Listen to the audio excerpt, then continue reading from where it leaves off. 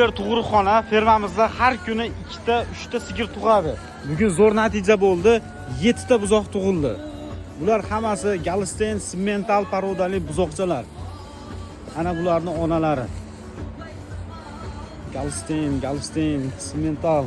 Bu tug'ilganiga hozir 3 soat bo'lyapti mana. Simmental parodali buzoqcha. Onasi bu bo'ladi.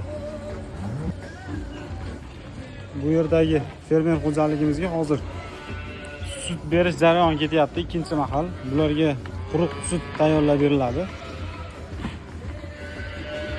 Va oldida doimgidek o'zimizda buzoqlar uchun ishlab chiqarilgan maxsus kamlik o'rni.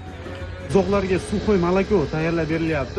Bularni rasxoti 100 litr suvga 14 kg 200 gram parasoy qo'shib tayyorlanadi. Bu tayyor bo'lgan varianti mana shunaqangi holatda bo'ladi. Ularni hozir olib borib buzoqlarga beriladi.